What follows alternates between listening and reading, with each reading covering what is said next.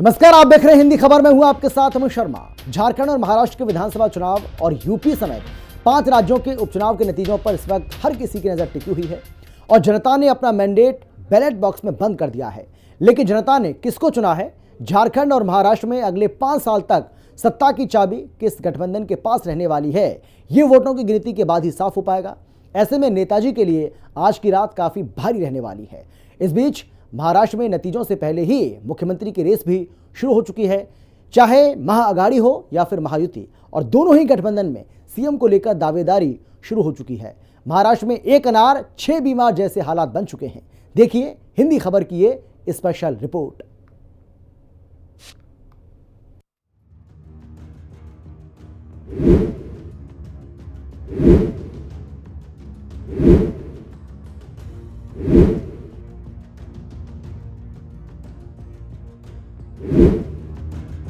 महाराष्ट्र में 1 अनार 6 बीमार।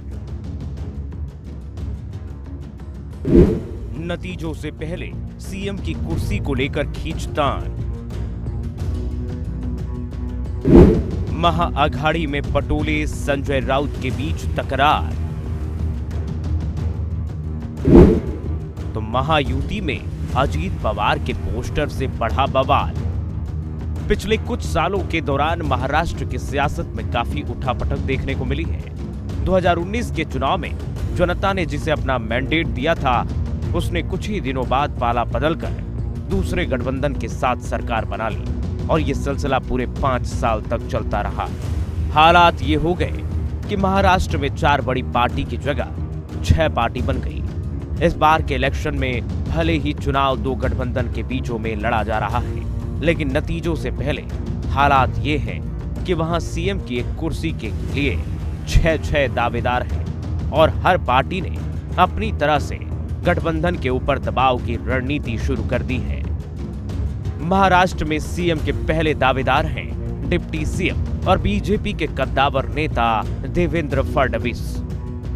महाराष्ट्र में सीएम के दूसरे दावेदार हैं मौजूदा मुख्यमंत्री एकनाथ शिंदे। महाराष्ट्र में सीएम के तीसरे दावेदार हैं एनसीपी प्रमुख अजीत पवार। महाराष्ट्र में सीएम के चौथे दावेदार हैं शिवसेना यूबीटी प्रमुख उद्धव ठाकरे।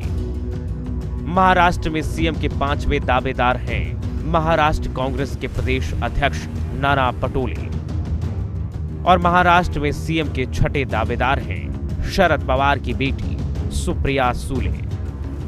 चुनावी नतीजों से पहले ही ये सभी नेता अपनी अपनी तरह से मुख्यमंत्री की कुर्सी पर काबिज होने की तैयारी में जुट गए हैं। हर पार्टी की ओर से अपने गठबंधन के ऊपर दबाव की रणनीति बनाने का काम किया जा रहा है। सीएम को लेकर कहीं बयानबाजी हो रही है तो कहीं पोस्टर लगाए जा रहे हैं। हमें पूरा विश्वास है कि हमें बहुमत प्राप्त होने जा रहा है। 160-165 तक हम विधायक हमारे चुनकर आएंगे। महाराष्ट्र बहुत बड़ा राज्य है, दूर दरार से लोग चुनकर आएंगे। मुंबई में आने के बाद उनके लिए रहने के लिए जगह नहीं है, कहाँ रहेंगे वो? भागम भाग होगी, उनके ऊपर प्रेशर रहेगा ये लोगों का, खोखे वालों का। तो सबकी रहने की व्यवस्था एक होटल में एक जगह पर करने की योजना हम बना रहे हैं। इनकी सरकार जाने को है, इसलिए ये लोग शायद हेलीकॉप्टर ये सब इसलिए बुक करा रहे हैं कि इनको पता है कि जब हारेंगे तो जनता इनको पूरा जो लेखा जोखा है वो कर देगी और इसलिए उनको भागने की जरूरत पड़ेगी। अगर महाअघाड़ी की बात करें तो नाना पटोले ने कहा कि इस बार कांग्रेस का मुख्यमंत्री बनेगा। नाना पटोले के बयान पर संजय राउत ने कहा कि जीत के बाद सीएम पर बैठकर फैसला करेंगे। जानकारी तो ये भी मिल रही है कि शरद पवार बेटी सुप्रिया सुले को सीएम बनाना चाहते हैं। इसी तरह महायुति में भी दबाव बनाने की रणनीति के तहत अजीत पवार के समर्थकों ने उनका सीएम वाला पोस्टर लगाया। एकनाथ शिंदे की नजर भी फिर से सीएम की कुर्सी पर लगी हुई है। वहीं बीजेपी की ओर से देवेंद्र फडणवीस सीएम के सबसे प्रबल दावेदार माने जा रहे हैं। चुनावी नतीजों से ठीक एक दिन पहले महाराष्ट्र के पुणे से ये तस्वीर सामने आई, जिसमें अजीत गुट के नेताओं ने उन्हें भावी मुख्यमंत्री के रूप में दिखाया है। बताया जा रहा है कि ये पोस्टर एनसीपी नेता संतोष नागरे ने लगाया है। इस पोस्टर में भारी मतों से जीतकर मुख्यमंत्री अजीत पवार को बधाई दी गई है। मिल रही जानकारी के मुताबिक बीजेपी और शिवसेना शिंदे गुट की आपत्ति के बाद इस पोस्टर को हटा लिया गया है, लेकिन इस पोस्टर के जरिए अजीत पवार को जो संदेश देना था उसने महायुति गठबंधन के नेताओं को दे दिया है। कहा जा रहा है कि चाचा शरद पवार से बगावत के बाद बीजेपी गठबंधन में आए अजीत पवार अगर सरकार बनाने की भूमिका में आते हैं तो मुख्यमंत्री कुर्सी को लेकर वो मोल भाव कर सकते हैं और अजीत पवार का सीएम वाला पोस्टर भी इसी का संकेत है। लेकिन दबाव की रणनीति सिर्फ अजीत पवार की ओर से ही नहीं बनाई जा रही है, बल्कि महायुति में बीजेपी के प्रदेश अध्यक्ष चंद्रशेखर बावनकुले का कहना है कि बीजेपी कार्यकर्ताओं की इच्छा है कि मुख्यमंत्री तो देवेंद्र फडणवीस को बनाया जाना चाहिए। वैसे मुख्यमंत्री बनाने को लेकर जो बीजेपी का सियासी पैटर्न रहा है उससे कहा जा रहा है कि कोई नया चेहरा भी पार्टी प्रोजेक्ट कर सकती है। दूसरी ओर शिंदे सेना के नेता संजय शिरसाट कहते हैं कि चुनाव तो मुख्यमंत्री एकनाथ शिंदे के चेहरे पर लड़ा गया तो मुख्यमंत्री के हकदार तो शिंदे ही हैं। इनके अलावा भी अजीत पवार के लोग उन्हें मुख्यमंत्री बनाने की मांग कर रहे हैं। पीएम मोदी भी सीएम एकनाथ शिंदे की तारीफ करते हुए नजर आए। सवाल ये है कि तारीफ का ये संदेश आखिर किस बात का संकेत है। अगर महाअघाड़ी की बात करें तो शरद पवार ने राज्य में महिला मुख्यमंत्री का दांव चलकर अपनी दावेदारी पहले ही पेश कर दी थी। चुनाव प्रचार के दौरान एक चुनावी सभा में शरद पवार ने अपनी बेटी सुप्रिया सूले को मुख्यमंत्री बनाने की इच्छा जाहिर की थी और अगर महाअघाड़ी की सरकार बनती है तो शरद पवार सुप्रिया सूले को सीएम बनाने की पूरी कोशिश करेंगे। वहीं महाअघाड़ी में कांग्रेस और शिवसेना भी सीएम पद को लेकर आमने सामने है।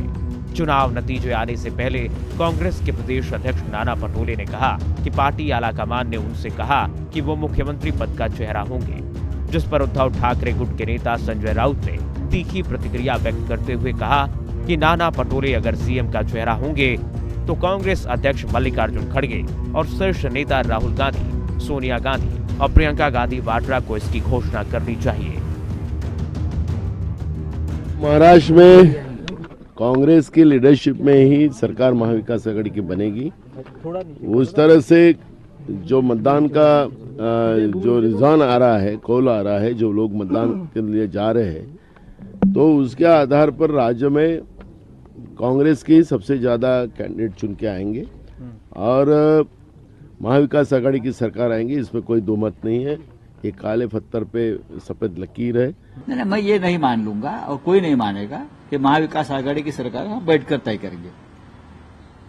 अगर नाना पटोले जी ने ऐसा कहा है और नाना पटोले जी को कांग्रेस हाईकमांड ने कहा है कि आप मुख्यमंत्री बन रहे हो, तो राहुल गांधी, प्रियंका, सोनिया, खड़गे साहब ने इस प्रकार से ऐलान करना चाहिए। महाराष्ट्र में हमारे विश्वास है कि महाविकास आघाड़ी की सरकार बन रहे हैं। हमको बहुमत मिलने के बाद हम सब लोग बैठ करके चर्चा करके उस पर ऊपर निर्णय करेंगे। कोई फॉर्मूला अभी तक तैयार नहीं किया है। चुनाव के बाद रिजल्ट आने के बाद हम लोग बैठ के इसके ऊपर तय करेंगे। दरअसल महाराष्ट्र विधानसभा में मतदान के बाद आए एग्जिट पोल्स ने सीएम के चेहरे को लेकर तकरार बढ़ा दी है। महाराष्ट्र के ज्यादातर एग्जिट पोल्स में महायुति की सरकार बनती नजर आ रही है, लेकिन महाअघाड़ी के नेताओं का दावा है कि महाराष्ट्र के नतीजे एग्जिट पोल से बिल्कुल उलट आएंगे और महाराष्ट्र में इस बार महाअघाड़ी की सरकार बनेगी। लेकिन नतीजों से पहले जिस तरह से महाअघाड़ी के नेता खुलकर बयानबाजी कर रहे हैं, उस पर महायुति के नेताओं ने भी चुटकी ली है।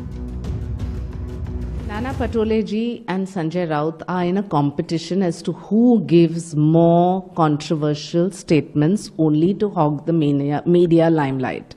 The people who have the audacity to talk about no jihad are the ones who have been propagating vote jihad, liquor jihad and all kinds of ill practices during elections. I am absolutely firm and clear that it is going to be the Mahayuti that is coming to power और इनकी तो नैया डूब चुकी है। शायद इस वजह से उनके पास कोई बयान नहीं बचे और ये वैसे विवादक बयान देते रहे। बचपन में हमने एक स्टोरी सुनते थे कि एक फॉक्स रहता है, कुल्ला रहता है, उसको ग्रेप्स खाने का, द्राक्ष खाने का रहता है, लेकिन द्राक्ष बहुत ऊपर रहता है, तो लास्ट में 2-4 छलांग मार के वो बोलता है कि अरे ये द्राक्ष तो कड़वा है तो मेरे को नहीं चाहिए। वो वैसी हालत संजय राउत की है। उनको अभी मालूम है मिलने वाला तो है नहीं, लेकिन बात करने में क्या जाता है, तो इसके लिए बात कर रहे हैं। जनता किस मुद्दों के ऊपर इनको वोट देगी, कौन से मुद्दे लेके ये जनता के पास आए। ये मुद्दे लेके आए कि भाई मुझे मुख्यमंत्री बनाओ, दूसरा बोलता है हमें बनना है, तीसरा बोलता है ये बनना नहीं चाहिए। सीट के बारे में इनके आपस में इतने मनमुटाव और लफड़े हो गए, तो जनता किस दिल से बोलेगी कि हमको उनको वोटिंग करना है। नतीजों से पहले महाराष्ट्र में एक तरफ मुख्यमंत्री पद की रेस शुरू हो चुकी है, तो महाअघाड़ी और महायुति उन नेताओं को भी साधने में जुट गई है जिनकी जीत की प्रबल संभावनाएं हैं। वहीं दूसरी तरफ छोटी पार्टियां भी सरकार गठन को लेकर एक्टिव हो गई हैं। मनसे नेता बाला नांदगांवकर बीजेपी नेता देवेंद्र फडणवीस से मिलने उनके बंगले पर गए थे, जिसके बाद कयास लगाए जा रहे हैं मनसे का सपोर्ट बीजेपी को मिल सकता है। महाराष्ट्र में विधानसभा की कुल 288 सीटें हैं, जहां सरकार बनाने के लिए 145 विधायकों की जरूरत होती है। राज्य में इस बार सरकार गठन के लिए पार्टियों के पास सिर्फ 3 दिन का वक्त है, क्योंकि विधानसभा का कार्यकाल 26 नवंबर को खत्म हो रहा है। ऐसे में कोई भी पार्टी अगर सरकार नहीं बना पाती है तो महाराष्ट्र में राष्ट्रपति शासन लागू हो जाएगा। फिलहाल नेताजी से लेकर आम जनता तक हर किसी की नजर महाराष्ट्र के चुनावी नतीजों पर टिकी हुई है, और सबसे बड़ा सवाल ये है कि आखिरकार इस बार महाराष्ट्र का मुख्यमंत्री कौन बनेगा। ब्यूरो रिपोर्ट, हिंदी खबर।